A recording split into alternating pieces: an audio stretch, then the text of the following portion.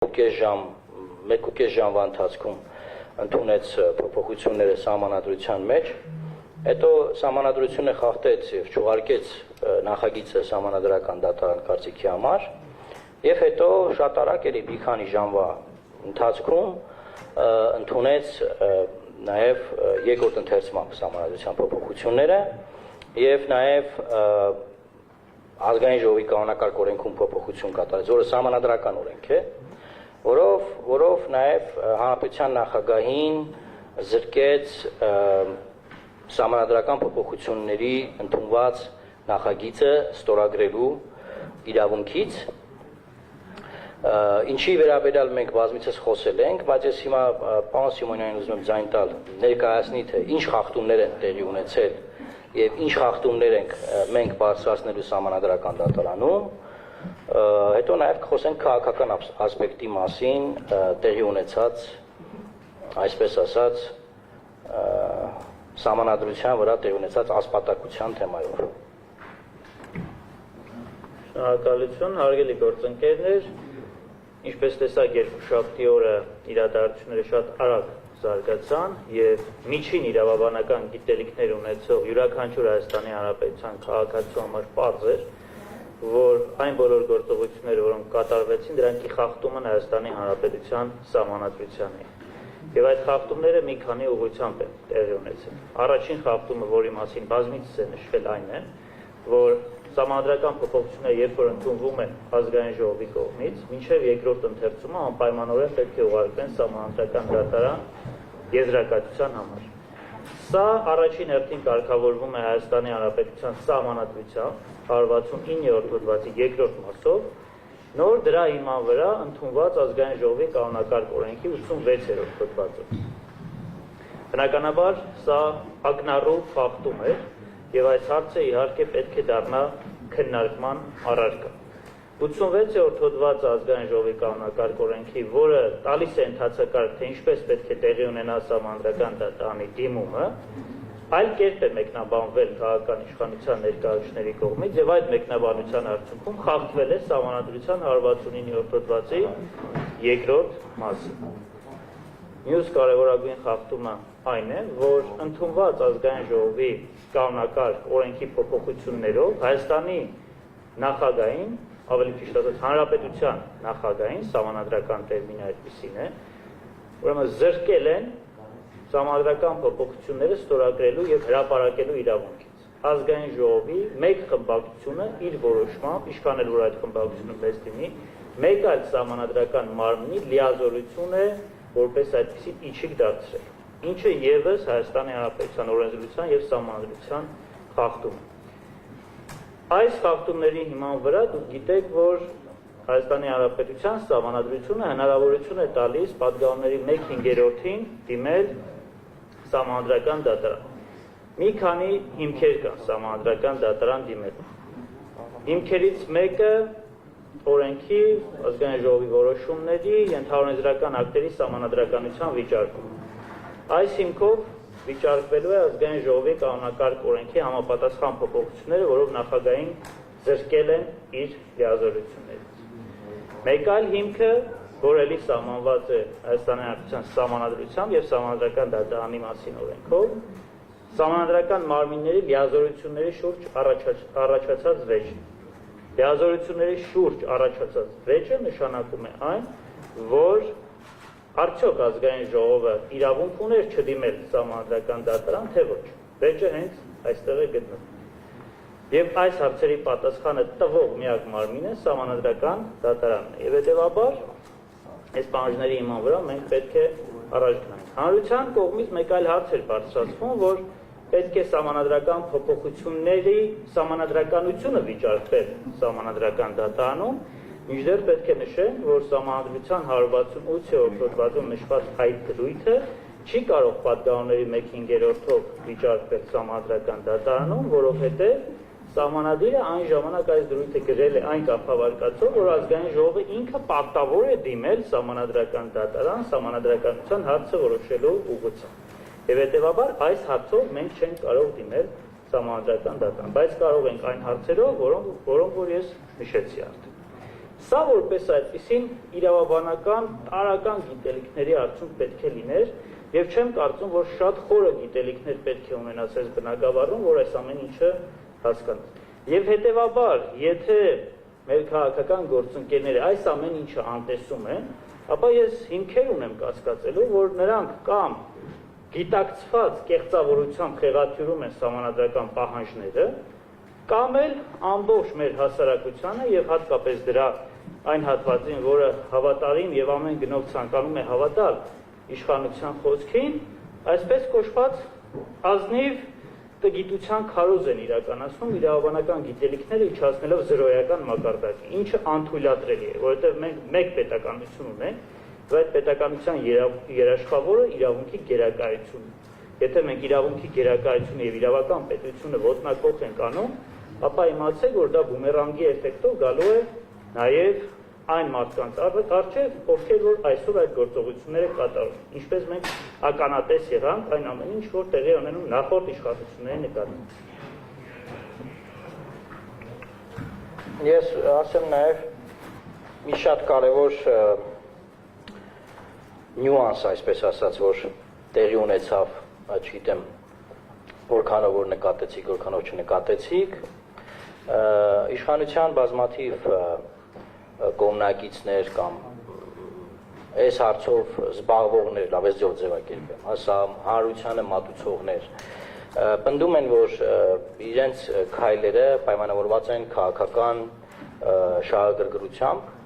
եւ դա կապված է սահմանադրական դատարանում քննվող մեկ գործի հետ, խոսքը գնում է երկրորդ նախագահի գործի մասին, եւ մենք մինչ այս պահը որևէ ձևով չենք արձագանքել որևէ նման պնդման, որովհետեւ թողել ենք, որ իրավական գործընթացները իրավական ճանապարհով ընթանան։ Եվ հենց այն օրը, որ խորհրդարանը քննարկում էր սահմանադրական փոփոխությունների նախագիծը, սահմանադրական դատարանը աշխատակարգային նիստ է արել եւ որոշում է ընդունել, որ երկրորդ նախագահի առնչվող գործը իրենք կքննեն հուլիսի 7-ին, եթե չեմ սխալվում, այսինքն 4 ժամկետ է առաջ բերել, կասեցված գործը հանել է եւ նշանակել է օր։ Հենց այդ օրը, որ այստեղ քննարկվում է սահմանադրական փոփոխությունների նախագիծը եւ դրանից հետո նաեւ երկրորդ նախագահի փաստաբանական խմբից փաստաբաններից նաեւ 3 հարցազրույցում ասել են, որ սա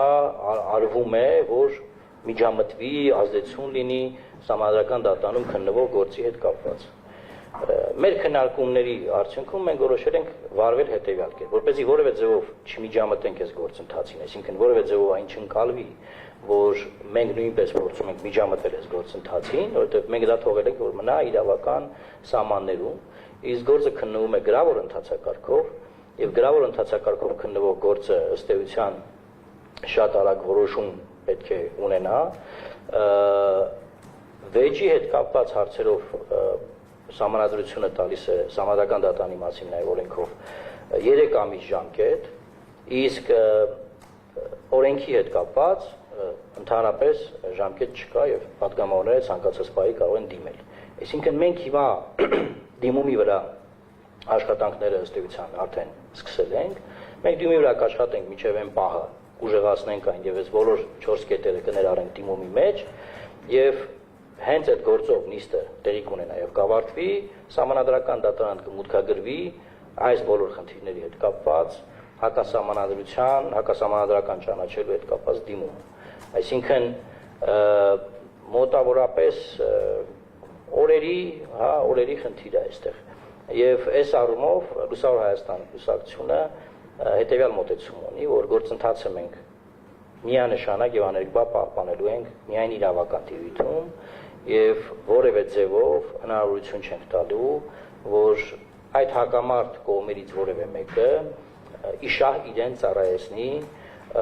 այս գործընթացը։ Ավելին մենք ըստ էության ինստիտուցիոնալ եւ սկզբունքային պաշտպանության դերից ենք հանդես գալիս, որովհետեւ մասնագիտական մի մեծ համայնք, օրինակ, ասում է, որ սահմանադրությունը ոտնահարվել է եւ ազգային ժողովի փոքրամասնությունը միանշանակ եւ աներկբա պետք է գործողություններ ձեռնարկի։ Այս առումով որևէ այլ ընտրություն չկա եւ այդ գործողությունները պետք է ձեռնարկվեն եւ սահմանադրության եւ ընթացող process-ների համատեքստում ընդհանրապես ոչ մի տարբերություն չկա,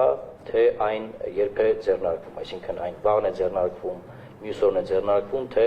ամսի 7-ի քննվող գործից անմիջապես հետո է ձեռնարկվում, այսինքն Սահմանադրական դատարանի լիազորությունների տիրույթում ամբողջական խնդրի վերանայումն է, իսկ ամբողջական խնդրի վերանայումը ցանկացած պահի, երբ որ կլինի դիմումը, Սահմանադրական դատարանը կարող է այդ խնդրով զբաղվել։ Այստեղ նաև փաթեթի հետ կապված որոշակի տարընթերցումներ կա, մեր կարծիքով նշվում է, որ դատավորներից 3 դատավորների լիազորությունները պետք է դադարեն այս ընդունված փոփոխություններով, մեր կարծիքով այդ ընդունված փոփոխություններով լավագույն դեպքում կարող են դադարել 2 դատավորների լիազորությունները, բացի Սահմանադրական դատարանի անդամ դատավոր Տիկին Ալվինա Գյուլումյանի լիազորություններից։ Հետևաբար ըստ էության 2 դատավորի փոփոխություն է փորձում իշխանությունը անել եւ նաեւ Սահմանադրական դատարանի նախագահի պաշտոնի դադարում, ինչն ըստ էության ադմինիստրատիվ վարչական պաշտոն է եւ դատարանի նախագահը ունի 2 ձայն որպես դատարանի նախագահ, նա ունի ելի 1 ձայն քվեարկություններին մասնակցելիս։ Հետևաբար այս առումով մեծ փոփոխություն չկա եւ այն հանրային ձևավորված, այսպես ասած, այդ ռոպագանդան, որ ուղղված է Սահմանադրական դատարանի նախագահ Արայր Թովմասյանին փոխելուն, ըստ էության այս իրավիճակում ես մի անգամ ասել եմ, որ թնդանոթով ուզում են կրակել ճնճուկի վրա, որտեղ այն գործողությունները, որ մեկնարկած են, դրանք թնդանոթներ են, տանկեր են ըստ էության։ Բայց անգամ այդ իրավիճակում այդ ամբողջ ռոպագանդված նպատակը չի բավարարվում, որովհետև Սահմանադրական դատարանի նախագահ Արայր Թովմասյանը շարունակում է մնալ Սահմանադրական դատարանի դատավոր։ Եվ այսքանը, եթե հարցեր կան, սիրով կպատասխանեմ։ Հրապարակ Վարդապետ Վահե Մակարյան։ Պարոն Մարուկյան, այսինքն մենք ճիշտ հասկացանք, որ դուք այս պահին այսօր չեք միանում ԲՀԿ-ի ստորագրահավաքին, որին ընդամենը 2 ձայն է պակասում ձեզանից։ Մենք սա ճիշտ ենք։ Այո, դուք ճիշտ եք հասկացել, մենք Սահմանադրական դատարան կդիմենք, իմ կողմից արդեն նշված երկրորդ նախագահի գործի քննությունից հետո։ Եվ իրավական առումով որևէ տարբերություն չկա, թե մենք երբ դիմենք։ Առավոտյան այս մամուլում կարծացի հենց նմանատիպ մի տեղեկություն, որ վեճը եղել է հենց դրա հետ կապված եւ դուք հենց այդպեսի որոշում եք կայացրել, որպեսզի այսինքն երկընտրանքի առաջ եք անել Ռոբերտ Քոչարյանի գործի հետ կապված, որ ցածրացվեք ոչ այն կողմի հետ, ոչ այս կողմի հետ։ Ոնց հասկացանք ճիշտ է եւ միանգամից շարունակեմ այս հարցի կոնտեքստում ձեզ համար պարոն Մարուկյան, որպես քաղաքական գործիչ եւ իրավաբան առավելևս նաեւ դուք պատասխանած պարոն Սիմոնյան, կապ ունի, թե Սահմանադրական դատարանը ում գործն է քննում ինչ որ X ժամկետում Ռոբերտ Քոչարյանի, Նիկոլ Փաշինյանի, նախագահ Արմեն Սարգսյանի, ձեր, իմ, թե որևէ մեկի։ Հարցի վերջից գամ, կապ չեր ունենա ընդհանրապես եւ մենք ես իմ խոսքում նշեցի, որ երբևէ չենք կապել դրանք իրար հետ, դուք էլ որպես ակտիվ լրագրող հետևել եք, որ տեսեք, որ մենք երբևէ այդ թեմայով որևէ մեկնաբանություն չենք արել, կողմնակալ այդ թվում, կապ չեր ունենա, եթե հենց այն նույն օրը, որ օրը այստեղ քննարկվում է Սահմանադրական փոփոխությունների փաթեթը, հենց այդ նույն օրը ՍԴ-ն արագ աշխատակարգային նիստք չգումարել այդ նիստով։ Կապ չէր ունենա։ Եթե կապ չլիներ, հետեւաբար բան կլիներ։ Մեր պատասխանը գա ցույց անեք։ Մարդը հարցատվեց, թող հարցին պատասխանեմ։ Շարունակեմ, վեճ չի եղել, ընդհանրապես վեճ չի եղել։ Եղել է հետեւյալ մոտեցումը, որ մեր գործողությունը պետք է աներկբա միանշանակ զուլալ, այս բառը օգտագործեմ, մնա իրավական, այսինքն որևէ ձևով չպետք է ծառայի գործող իշխանության շահերին կամ ծառայի նախկին իշխանության շահերին, եթե այդ ձևով եք ուզում ձևակերպել։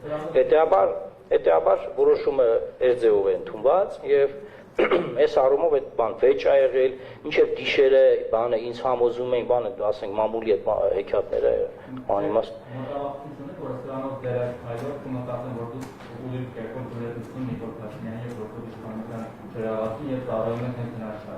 մտավախություն չունեմ, որովհետև Սահմանադրական դատարանը ամբողջությամբ կարող է ռևերս անել ամբողջը։ Մեդիումով։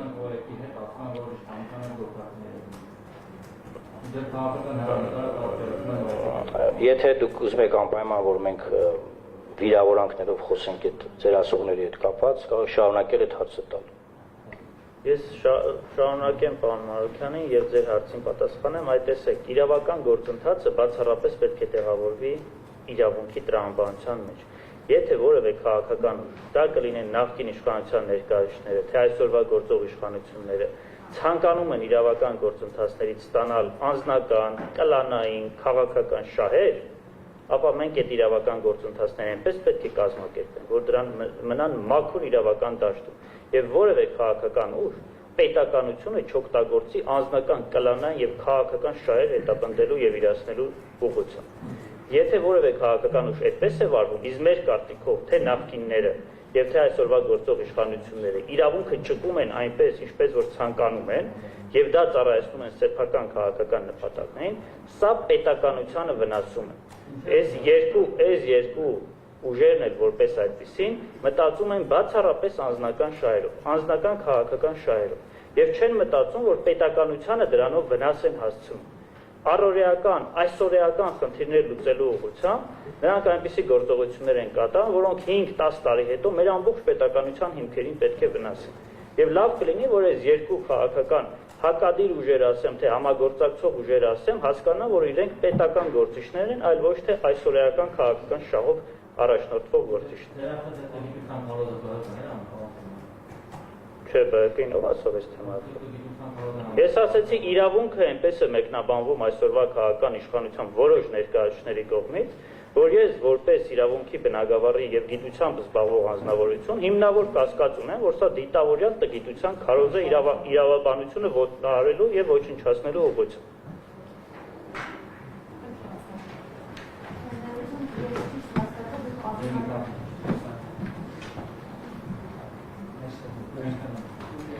Ես ճիշտ հասկացա, դուք ակնարկում եք, որ հիմա ԲՀԿ-ն դառնում է հակամարտության կողմ Ռոբերտ Քոչարյանի եւ իշխանության միջև, եւ դուք խուսափելով այդ հակամարտության կողմ դառնալուց չեք միանում ԲՀԿ-ին, եւ քանի որ դուք խոսեցիք 301 հոդվածի քննության վերաբերյալ, 3 համանդրական դատարանի 3 դատավորներ, այդ թվում համանդրական դատարանի նախագահ անդրադարձան այդ հարցին, նրանք հիշեցրեցին, որ Միեդից եւ Վենետիկի հանձնաժողովից եկել է այսպես խորհրդատվական կարծիքը եւ կա կոնկրետ ժամանակացույց եւ դա պետք է քննվեր հերթական նիստի ընթացքում, այսինքն սա ձեզ համար համոզիչ չէր եւ նաեւ առաջի հարցի վերաբերյալ եւ եթե խոսում եք, որ սա իրավական գործընթաց չի, առերևույթ խախտումներ կան, այսպես այդ դեպքում ինչու եք արկախում հարցի լուծումը, այս դեպքում էլ եք ընտրում այսպես երրորդ ճանապարհը։ Ուրեմն ԲՀԿ-ի հետ կապված մենք ոչինչ չենք ասել, մենք մեր դիրքորոշումը փոխանցել ենք Բարգավաճ Հայաստան կուսակցության գործընկերներին եւ կա դրա հետ կապված ըմբռնում, որ այո դիմելու ենք սահմանադրական դատարան։ Բնականաբար մեր գործընկերները շատ լավ հասկանում են, որ սահմանադրական դատարան դիմես այսօր թե 10 օր հետո իրավական առումով ոչ մի տարբերություն չկա, որտեղ դատարանը իրավասու է ամբողջությամբ վերանայել տեղի ունեցած։ Հետեւաբար ովքեր որ իրավաբանությունից տեղյակ չեն, նրանք միայն կարող են նման դատողություն անել, որ ասենք այդտեղ տարբերություն կա։ Ինչ վերաբերում է դատավորների տված հարցազրույցներին, որ այ ժամանակացույց կար, բանը այդ օրն եկավ, դրա համար այդ օրը համընկավ բանման, կներեք, բայց ես նաև եթե հիմա ինձ մտցնում եք այդ թեմայի մեջ որ ես գնահատականներ տամ, ես կարծում եմ ընդհանրապես կարիք չկա Վենետիկի հանձնաժողովի Եվրոդատարան դիմել, այդ որոշումը վաղուց պետք է կայացրած լինեին։ Այդ տենց այդ բաները իմաստ չունի մեզ հրամցնելու։ Շնորհակալ եմ։ Ես չգիտեմ ինչ եք ասում դուք, մենք նորմալ կարծում եմ շատ հասկանալի ձևով ներկայացրեցինք, թե ինչ ենք անում։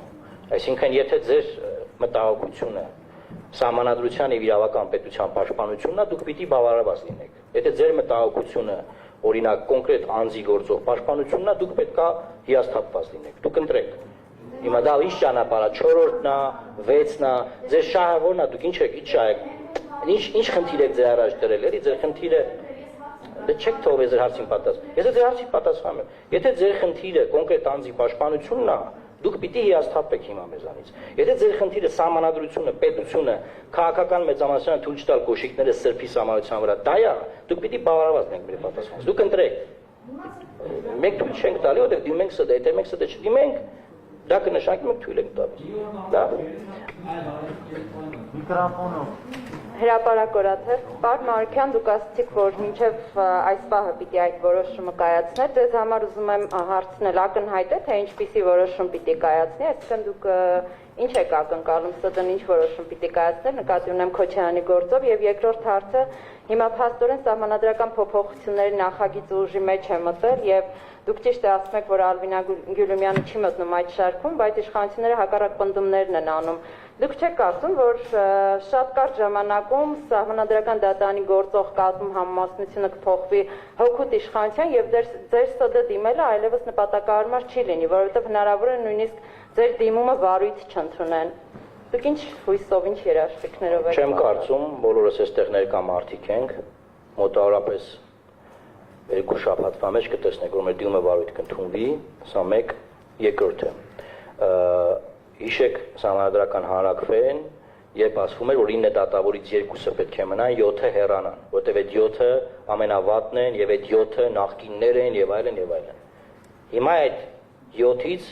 2 դատավորին եթե հանում ենք, անգամ 3-ին ենք հանում։ Այդ բալանսը ձեր ասած չի փոխվում կամ լավագույն դեպքում բալանսավորվում է։ Լավագույն դեպքում բալանսավորվում է։ Դառնում է 5-ը 3-ի դեմ, բան Մարիքյան, թվականությունը է տարական։ Հիմա դուք ուզում եք պնդեք, որ դատարանը նախկին իշխանություններին էր, հիմա նորերը գրավում են։ Ես չեմ պնդում, դուք եք ասում։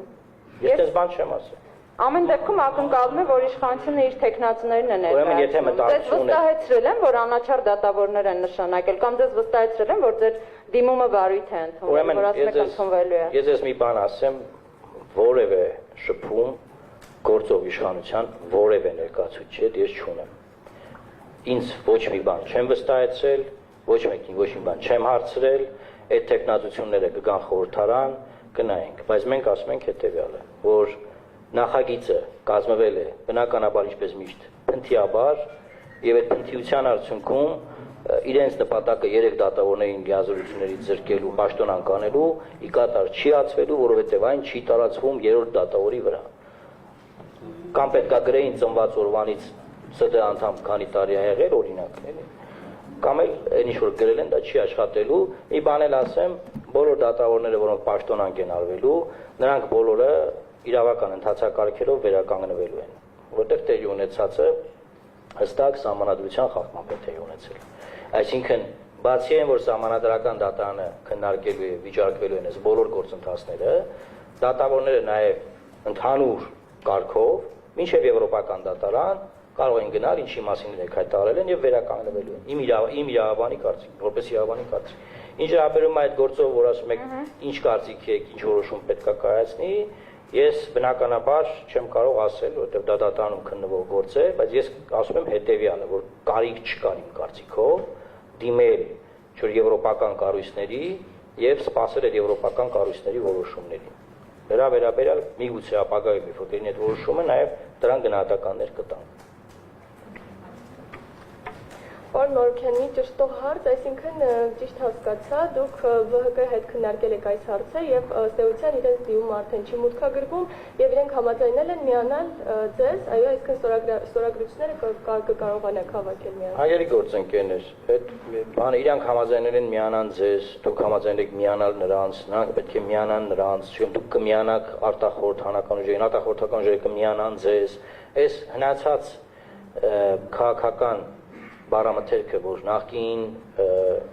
procesներից մնացել են, որ հիշում եք, որ միշտ պետք է անդիմությունը միանար եւ չէր միանում, երբ որ չէր միանում, դա շատ վատ էր, բայց հետո որ միանում էր, հետո դետել էր վատ, բայց հետո որ միանում էր, դրանք տարբեր ուժեր էին բան։ Այս բաները, այս հիմա նոր իրավիճակում, նոր procesներում այլևս դուրս է։ Խոսքը դիմումին ավերաբերում, դիմումը նախ այնտեղ մի կետով է դիմումը պատրաստված, որը որ դեռ մենք չենք ծանոթացել այդ դիմումին, խոսքը գնում է սահմանադրական մարմինների միջև եղած վեճի հարցին։ Մենք եւս 3 կետ ավելացնելու ենք այդ դիմումի մեջ։ Հիմա դիմումի էլեկտրոնային տարբերակը խնդրել են մեր գործընկերներից, որ կայանանք դրա վրա աշխատել։ Այո, միջազգային բան։ Որից հետո կդիմենք։ ՎՀԿ-ն համաձայնել է։ Եթե համաձայն չլինի, հետ կվերցնի ստորագրությունները, ինչ ասեմ, մա իրանց տեղը պատասխանեն։ Ես չեմ կարծում, ԲՀԿ-ն, չէ, ԲՀԿ-ի հետ խոսել ենք, իրենք միակամ են, որ պետքա դիմել։ Այսինքն այդ իրենց դիմումը։ Այսինքն այդ համաձայնության առումով խնդիր ես չեմ տեսել։ Այո։ Հա, այո, խնդիր չկա։ Այո, որևէ խնդիր ես չեմ տեսել այդ խոսակցության ժամանակ։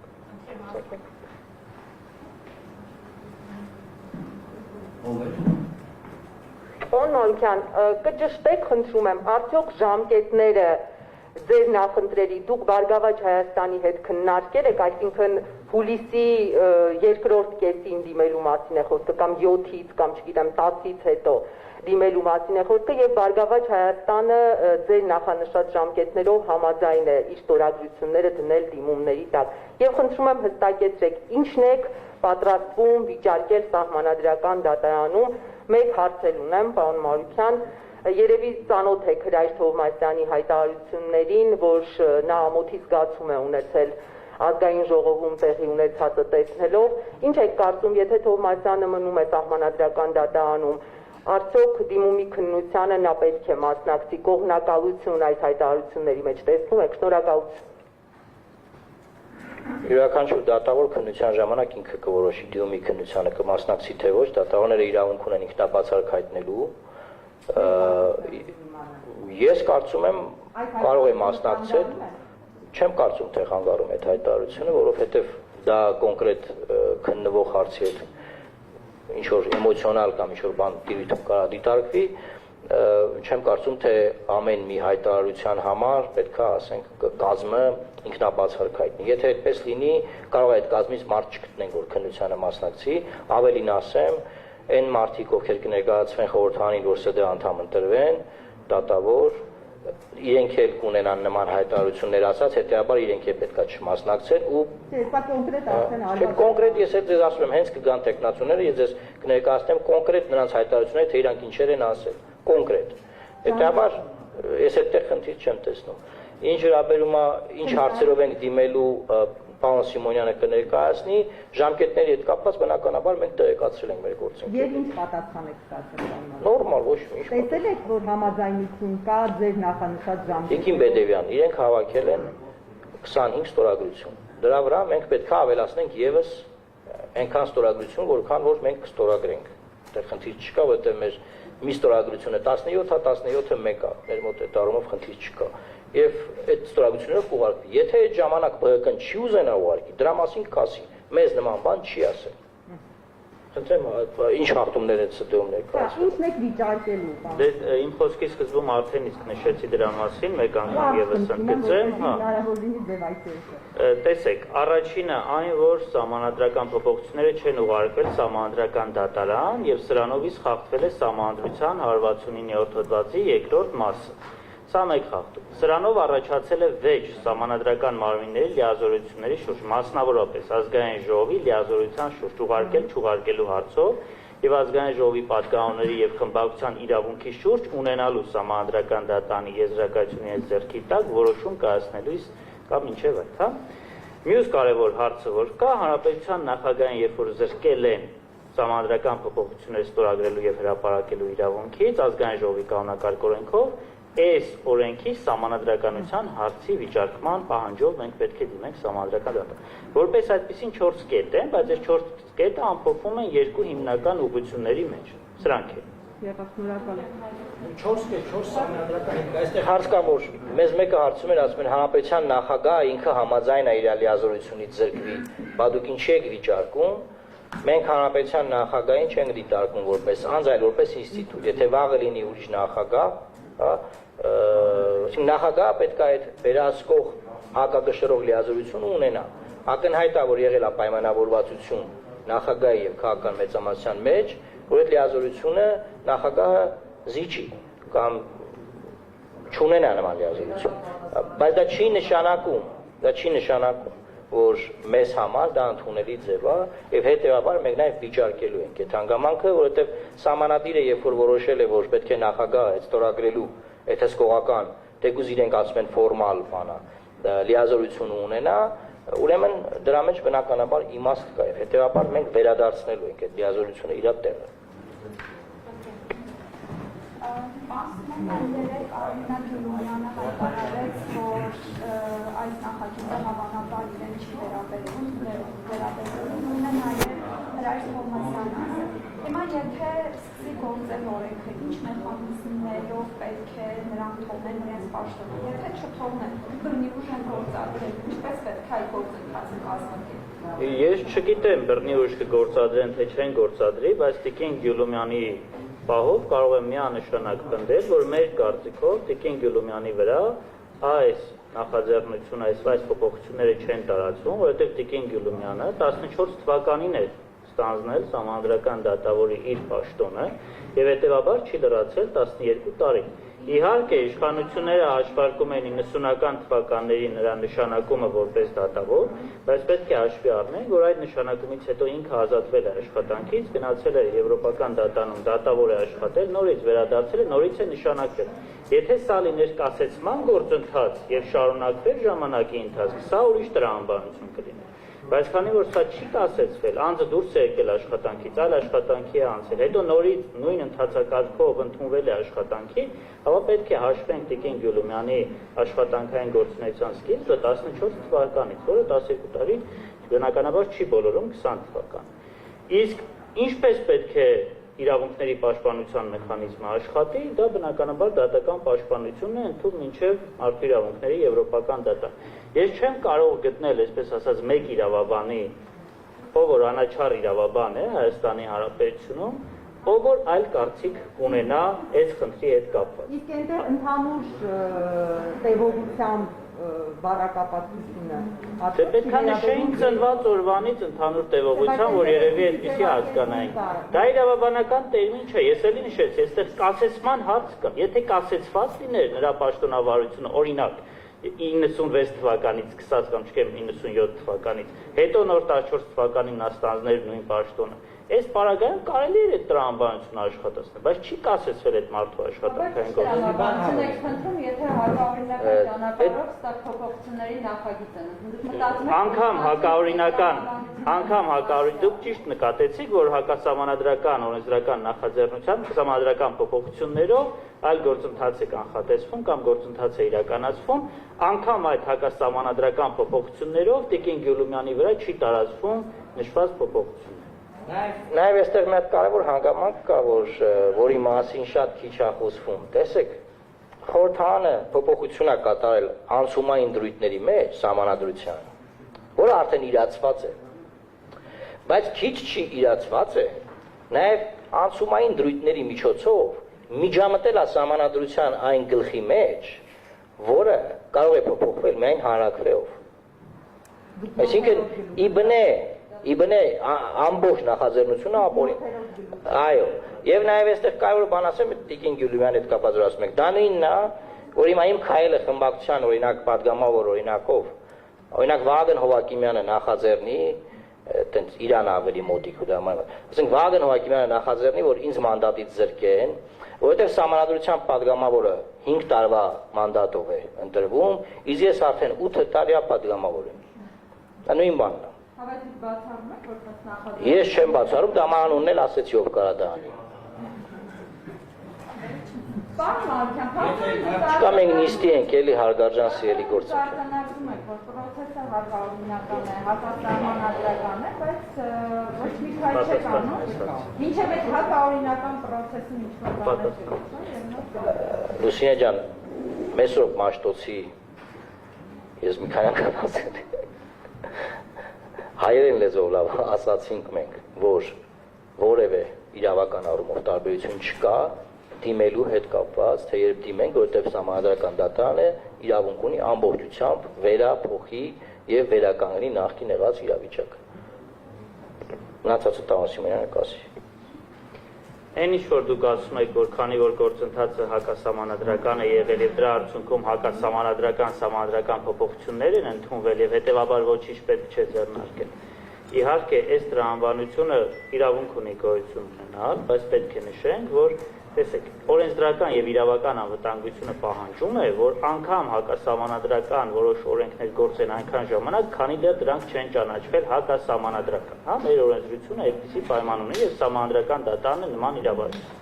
Եվ հետեւաբար, քանի սահմանադրական դատարանի կողմից դրանք հակասահմանադրական չեն ճանաչվել, դրանք իրավունք ունեն գոյություն ունեն, հա։ Մեր պահանջը այն է, որ մենք վերականգնենք իրավական պետության հիմնակարային սկզբունքները եւ սահմանադրական դատարանի միջոցով այս հակասահմանադրական փոփոխությունները իջիկ դարձնեն։ Երբ արդեն որ իշխանությունների երազած սդենք ունենա, իշխանությունների երազած սդեն չի կարող ունենալ, որովհետեւ ելի ենք նշում երկու դատավորը ընդհանրապես այս հակասահմանադրական փոփոխություններով դուրս գալիս, այնտեղ 6 դատավոր մնում։